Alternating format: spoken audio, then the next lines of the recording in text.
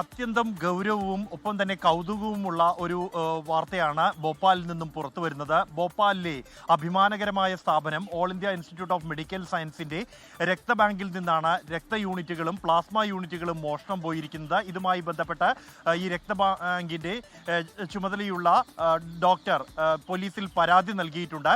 കഴിഞ്ഞ കുറച്ചു കാലമായി ഈ രക്തബാങ്കിൽ നിന്നും രക്ത യൂണിറ്റുകളും പ്ലാസ്മ യൂണിറ്റുകളും മോഷണം പോയതായി ശ്രദ്ധയിൽപ്പെട്ടിരുന്നു. തുടർന്ന് കഴിഞ്ഞയാഴ്ചയാണ് ഈ പ്ലാസ്മ യൂണിറ്റിന് സമീപം ഒരു CCTV ക്യാമറ സ്ഥാപിച്ചത്.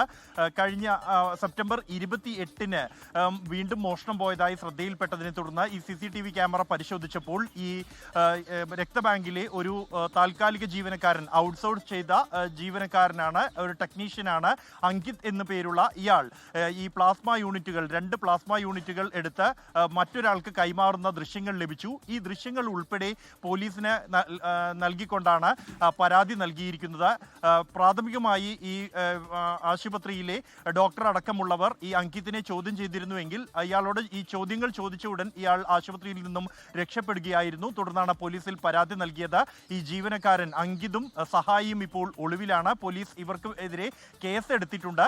ഇവർക്ക് വേണ്ടിയുള്ള തെരച്ചിൽ ഊർജിതമായി തന്നെ പുരോഗമിക്കുന്നു എന്നാണ് പോലീസ് അറിയിക്കുന്നത്. എന്താണ് ഇവരുടെ ഉദ്ദേശം? ഇത് മറ്റേതെങ്കിലും ആശുപത്രിയിലേക്കോ അല്ലെങ്കിൽ പുറമേ വിൽക്കുന്നതിന് വേണ്ടിയാണോ ഈ രക്തവും പ്ലാസ്മയും മോഷ്ടിച്ചത് എന്നതടക്കമുള്ള വിവരങ്ങൾ ഇയാളെ പിടികൂടി ചോദ്യം ചെയ്യുന്നതിൽ നിന്നായിരിക്കും വ്യക്തമാവുക.